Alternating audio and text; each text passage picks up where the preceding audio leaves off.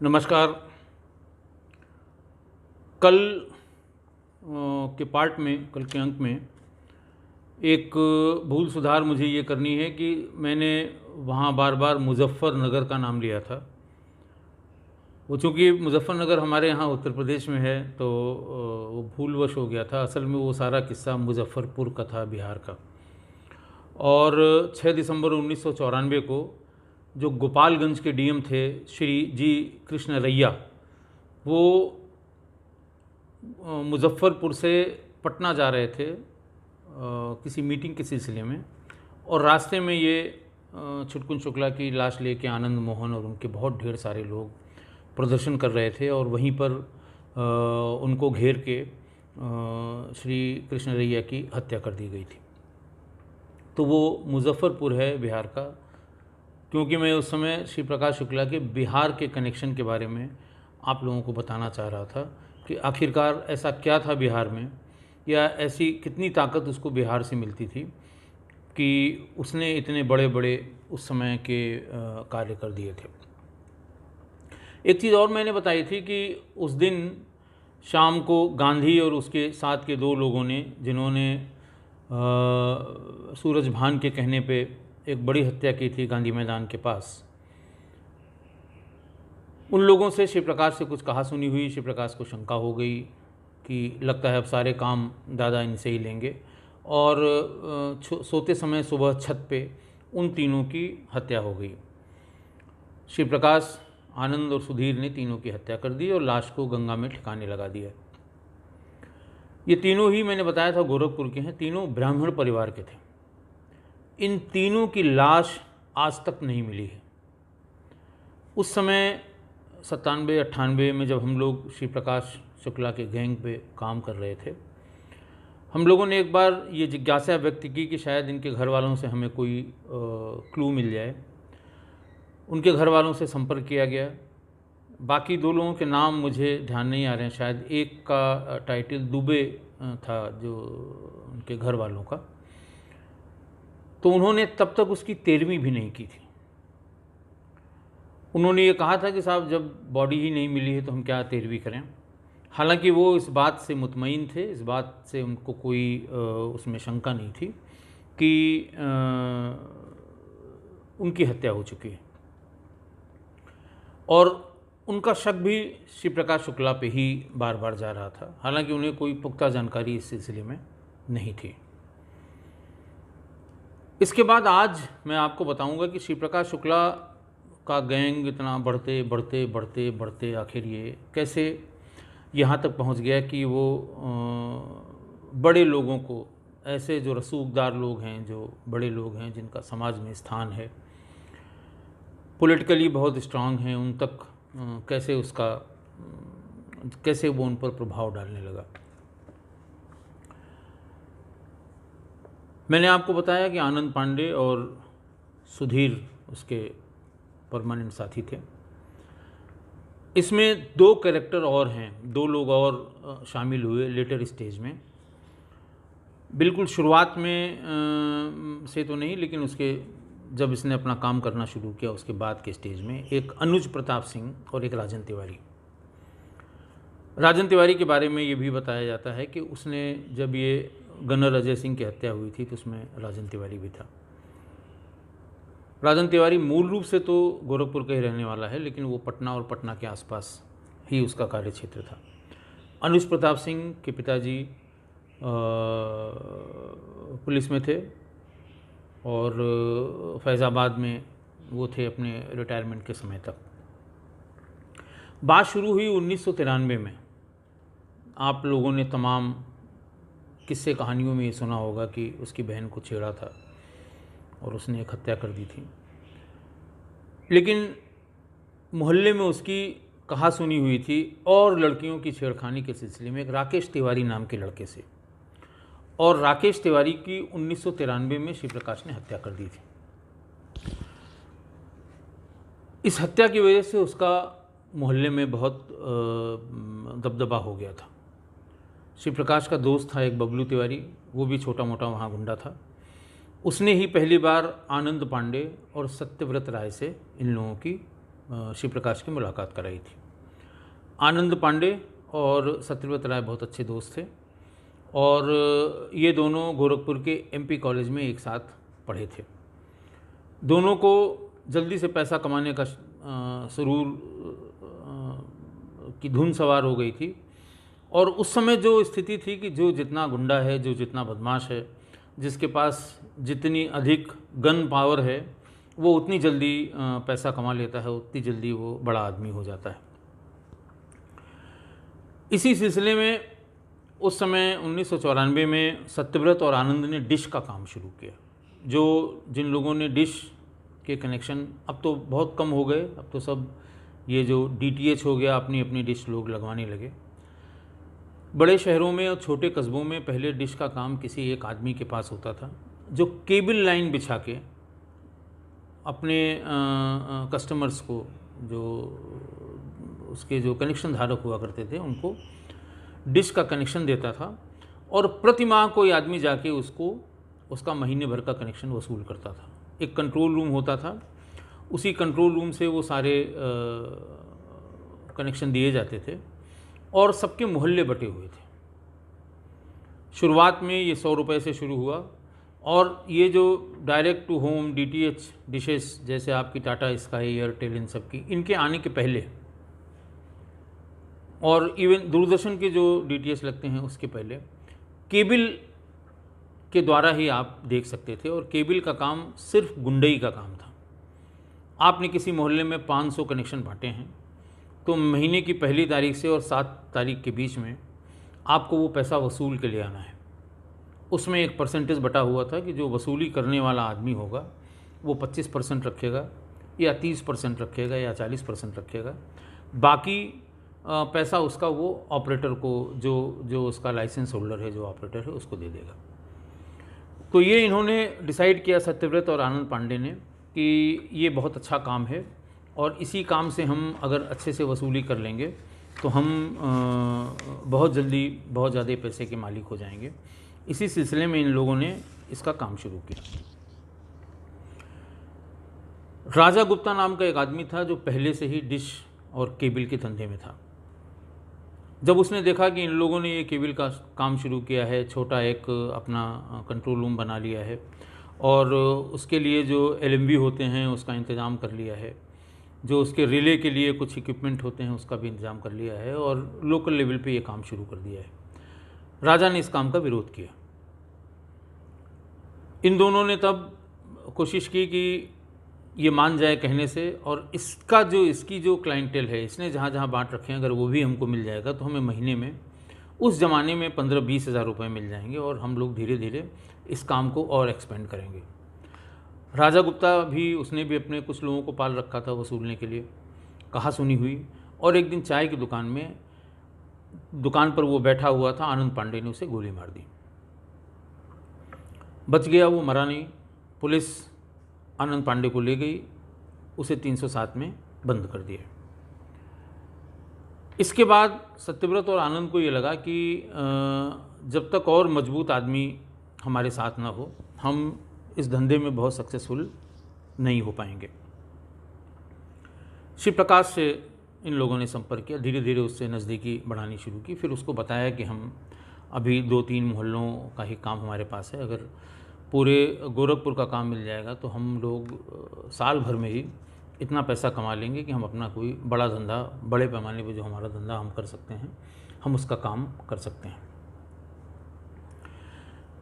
उस समय अपने अपने इलाकों में पैसे वसूली का काम, वहाँ तत्समय में जो सबसे मजबूत मोहल्ले के गुंडे थे, जो सबसे अपराध में प्रवृत्त थे, जिनका नाम बहुत था, जिनके डर से जब वो दरवाज़ा खटखटा दिया करते थे तो लोग किराए का पैसा जो भी था वो दे दिया करते थे।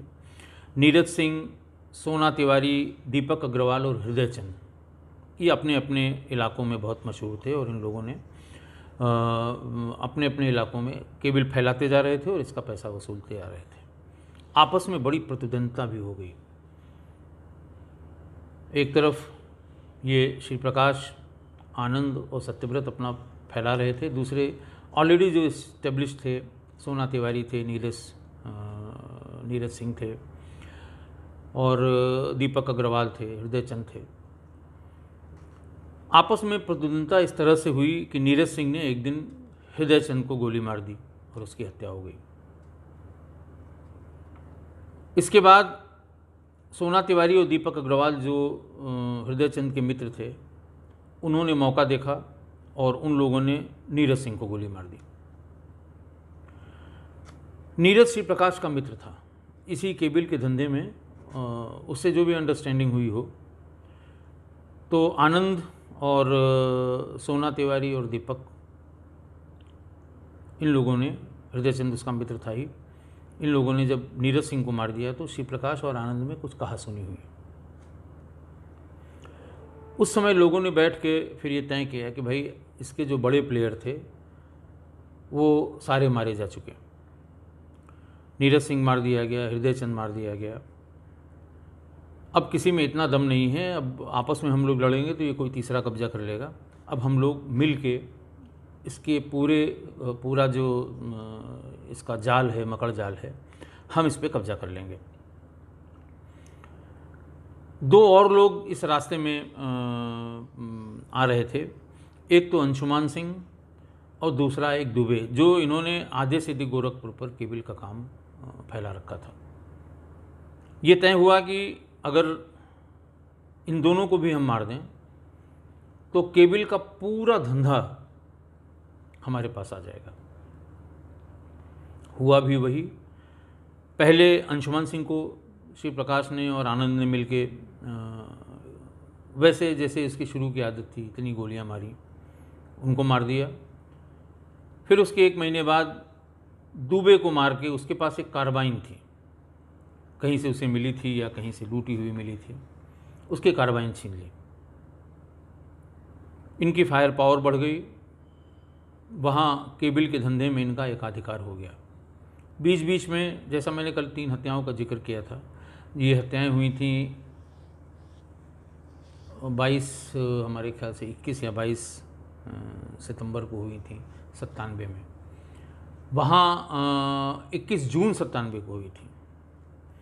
वो भी केबिल के व्यवसाय थे। 2 सगे भाई और एक तीसरा आदमी जो मारा गया था वो केबिल। इस तरह से केबिल के उस धंधे में गोरखपुर ने श्री प्रकाश, आनंद, सत्यव्रत, इन लोगों ने मिलके 20 से अधिक हत्याएं की। इनका इतना हाथ खुल गया था कि जो भी इनको पता भर लग जाए कि फला आदमी ने केबिल के का पैसा वसूलने के लिए किसी दूसरे को भेज दिया है, उसको चौराहे पे, सड़क पे दौड़ा के मार देते थे। तो केबिल के व्यवसाय के झगड़े से, उसमें जो इनको एकाधिकार प्राप्त करने के झगड़े से ये इनका झगड़ा, इनका जो वर्चस्व की लड़ाई जिसको ये कहते रहे हमेशा, वो शुरू हुआ। अब बात आई कि इस बीच में मोकामा में एक्टिविटी बहुत बढ़ गई। जैसा कल मैंने बताया था कि बड़ी बड़ी हत्याएं पटना और उसके आसपास और मोकामा में सूरजभान ने कराई। और उस समय एसएसपी साहब बहुत दबाव महसूस कर रहे थे। अच्छा, इम्पॉर्टेंट बात यह कि श्री रजनीकांत मिश्रा साहब, श्री सुबेश कुमार सिंह साहब और श्री अरुण कुमार साहब, ये तीनों ही बिहार के रहने वाले थे। और जब धीरे धीरे बाकी सब जगह पता चलने लगा कि श्री प्रकाश ने बहुत उधम काट रखा है वहाँ लखनऊ में, यूपी पुलिस बहुत परेशान है, एसएसपी बहुत परेशान है, तो इनको भी सूचना धीरे धीरे मिलने लगी। मोकामा के बारे में पता करना शुरू किया गया कि साहब मोकामा में इनका ठिकाना कैसे पता लगे। तो ये पता लगा कि साहब मोकामा में किसी को भेज के कोई बात पता करना बहुत मुश्किल है, लोकल आदमी ही आपको कुछ इसके बारे में बता सकता है। पता करते करते ये पता लगा कि साहब बहुत होगा तो हम आपको वो नंबर बता देंगे जिस पे सूरजभान बात करता है। लेकिन उस पे बात करने वाला जब तक कोई ऐसा आदमी न हो जो सूरजभान जिसको पहचानता हो, या जो टेलीफोन अटेंड करता है, ज़्यादातर ललन सिंह फ़ोन अटेंड करते थे, उनका जानने वाला ना हो, आप श्री प्रकाश से बात नहीं कर सकते। और इवन सूरजभान भी उससे बात करना पसंद नहीं करता। अब यहाँ एक दिक्कत ये आई कि साहब हमारे साथ जो लोग थे, सत्येंद्रवीर सिंह साहब, अविनाश मिश्रा, तेवतिया, मैं और भी जो लोग थे, इनमें से कोई भी ईस्टर्न यूपी का नहीं था।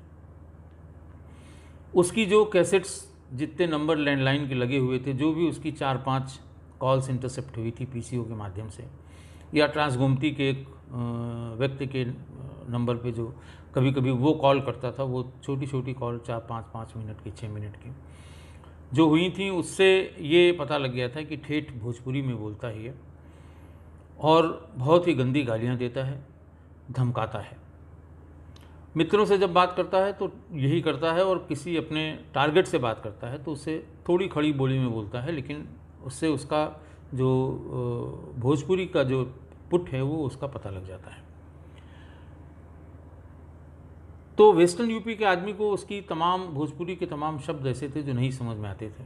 मैं ही अकेला इलाहाबाद का रहने वाला था, हालांकि वो पूर्वांचल में नहीं आता है, इलाहाबाद की जो सामान्य भाषा है वो खड़ी बोली है, लेकिन वो बात समझ में आती थी, क्योंकि हमारी ननिहाल पूरब में है और ससुराल भी पूरब में थी, तो समझने के लिए उनको सुना जाता था कि ये क्या क्या वर्ड है, क्या कह रहा है ये, तो वो उसको सुन के बताया जाता था। एसएसपी साहब ने कहा कि भाई तुम एक काम ये करो कि तुम थोड़ा सा बोलने की प्रैक्टिस कर लो, क्योंकि अगर उससे बात करनी हो या उससे उसकी किसी बात को समझना हो तो कोई ऐसा आदमी हो जो उसकी बात भी समझे, ऐसे बहुत मुश्किल होगा।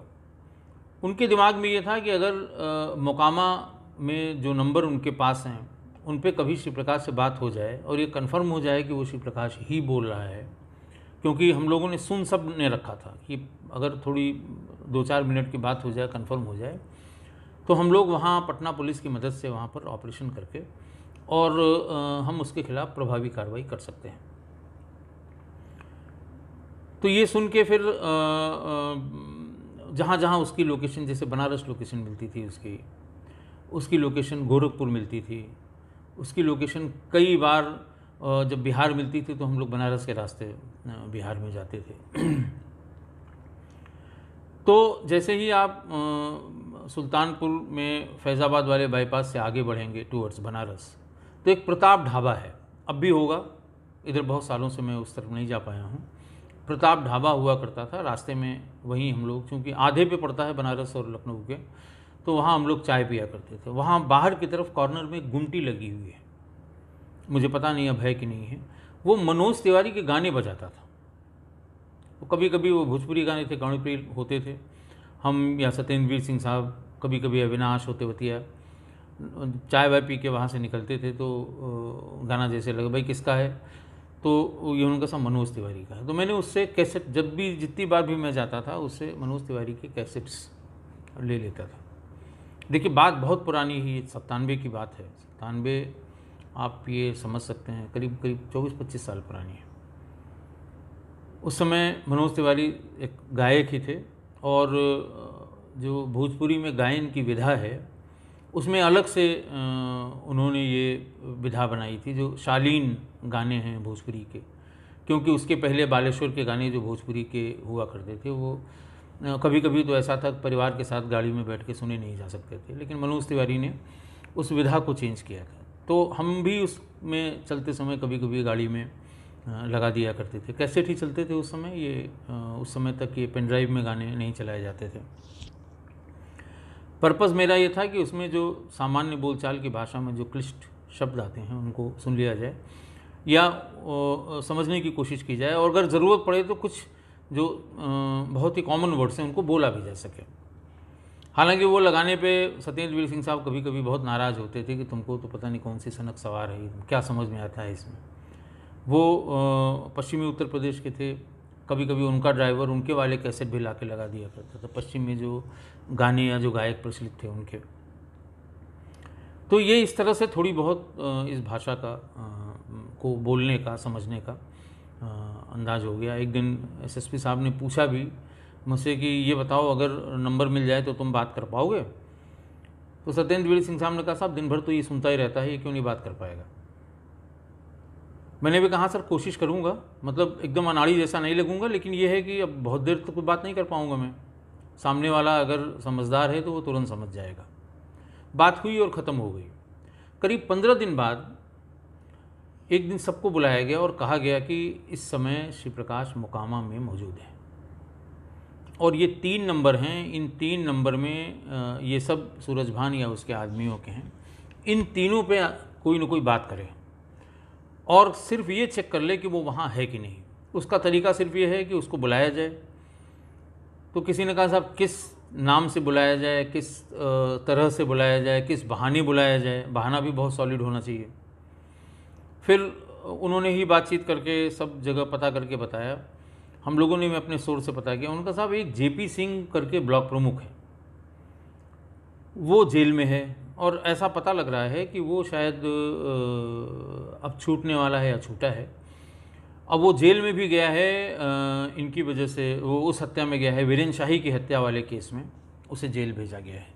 श्री प्रकाश उसकी बहुत मदद करता है और वो भी श्री प्रकाश के लोगों से मदद लेता है। बीच में जब पेशी में आता है तो उसको रुपए पैसे की जो ज़रूरत पड़ती है या किसी के बारे में कोई सूचना देनी होती है तो जेपी सिंह देते हैं।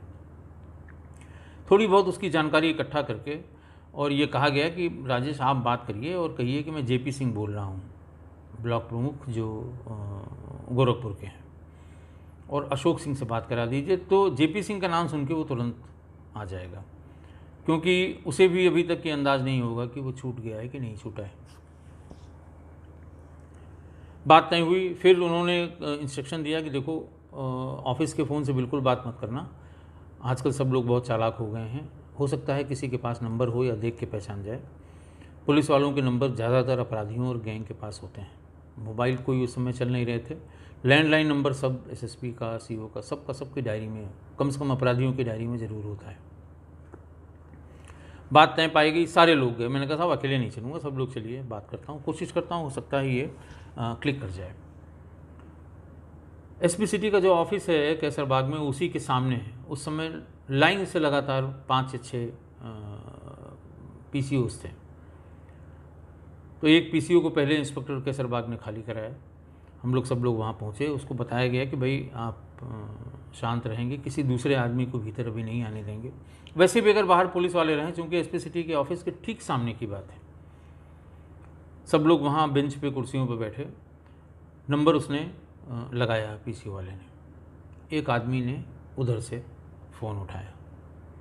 मैंने कोशिश की अपनी तरफ से और मैंने कहा कि मैं जेपी सिंह बोल रहा हूँ गोरखपुर से, अशोक भैया से बात करा दी, ज़रूरी बात है। उसने पूछा कौन जेपी सिंह? मैंने बताया उनको बता दीजिएगा कि ब्लॉक प्रमुख जेपी सिंह। उसने कहा अच्छा ठीक है, आप आधे घंटे बाद मिलाइएगा। हम लोग सब लोग वहीं बैठे रहे। आधे घंटे बाद फिर मिलाया गया तो उधर से आवाज़ जो आई, पहले वाली ये आवाज़ थी। तो उन्होंने कहा जेपी सिंह? मैंने कहा हाँ जेपी सिंह। उन्होंने कहा लीजिए अशोक सिंह से बात करिए। और शिव प्रकाश लाइन पर आ गया। छूटते ही बोला कि तुम्हारी क्या जमानत हुई है आजकल में? भोजपुरी में ही बोला। तो हमने कहा हाँ हो गई है। तो उसने कहा कि अभी तो कल मुक्तिनाथ मिश्रा इनके वकील थे, कि कल मैंने मुक्तिनाथ से ही पूछा था कि भाई कैसे ज़मानत होगी। तो उन्होंने कहा भाई अगली पेशी में देखेंगे, अभी थोड़ा मुश्किल है। तो मैंने कहा नहीं, मैं पेशी में आया था, यही बात करनी थी, लेकिन तब तक उसने फ़ोन काट दिया। निश्चित रूप से उसे शंका हो गई। उसे बिल्कुल सही जानकारी थी और हम लोग इस मुगालते में थे कि उसे ये जानकारी नहीं होगी और शायद हम थोड़ी देर तक और बात कर लें। लेकिन ये तय हो गया कि वो शिव प्रकाश की आवाज़ थी, क्योंकि काफ़ी उसके कैसेट कई बार 10-10 बार रिपीट करके हमने सुने थे। हमें कोई डाउट नहीं था। हम लोगों ने तुरंत फ़ोन करके बताया कि सर वो वहीं पर है। और सत्येंद्र सिंह साहब ने कहा कि राजेश पांडे ने सर कोशिश की, लेकिन ऐसा लगता है कि उसको शक हो गया और उसने फ़ोन काट दिया। But he is there in Mokama and he is in touch with Suraj Bhan. या तो उसके घर में है या उसके जहाँ पर उसने टिकाया होगा वहाँ पर है। अब क्या करना है? तो उन्होंने कहा बहुत अच्छी बात है, हम बात करते हैं अभी माननीय मुख्यमंत्री जी से, और कोई स्टेट प्लेन से अगर आप लोग जा सकें यहाँ। ये बात हम लोग की करीब 4 बजे शाम को हुई थी, 3:30 से 4 के बीच में, कि अगर कोई स्टेट प्लेन उपलब्ध हो तो आप सभी लोग पटना चले जाएं। मैं एसएसपी पटना से बात कर लूँगा। वहाँ से करीब 2.5 घंटे का रास्ता होगा मोकामा का, वो अरेंज करा देंगे और वहाँ जाके आप पटना पुलिस की मदद से रेड कर लीजिएगा। हो सकता है कोई वो मिल जाए। सभी लोग परेशान थे कि कुछ कोई तो मिले, गैंग का कोई आदमी तो मिले। इतना दबाव है पुलिस पर कि आप लोगों ने इसमें कुछ नहीं किया। खैर स्टेट प्लेन रेडी हो गया, सबको बताया गया, सब अपने अपने कपड़े लेके भागे। सारे असलहे स्टेट प्लेन पर रखे गए। 5 AK-47 थी, पिस्टल थी, रिवॉल्वर थी और कारतूस थे, कारतूस के डिब्बे सब चेक करके पायलट ने स्टेट प्लेन पे रखे और वहाँ से हम लोग पटना के लिए रवाना हो गए। ये बता दिया गया उस समय कि पटना में SP आ रहे हैं श्री मुरारी लाल मीणा जी। अब तो हमारे ख्याल से बहुत सीनियर हैं, DG होंगे इस समय। वो उस समय SP आ रहे थे, बहुत यंग थे। किसी और से संपर्क करने की ज़रूरत नहीं है, आप श्री मुरारी लाल मीणा से ही संपर्क करेंगे। He will organise a raid. और मुकामा थोड़ा सा मुश्किल है, ऐसा SSP पटना ने हमारे SSP साहब को बताया कि थोड़ा सा मुश्किल है, बहुत जो वहाँ के रास्ते और गलियाँ हैं बहुत दुरूह हैं, लेकिन फिर भी कुछ न कुछ किया जाएगा और ये रेड वहाँ आज ही हर हाल में होनी है। ऐसा कह के हम लोग सब लोग वहाँ से स्टेट प्लेन से हम अविनाश मिश्रा, तेवतिया, सत्येंद्र वीर सिंह, ये सारे लोग स्टेट प्लेन से अपने सारे असलहों के साथ पटना के लिए रवाना हो गए। शेष अगले अंक में। बहुत बहुत धन्यवाद।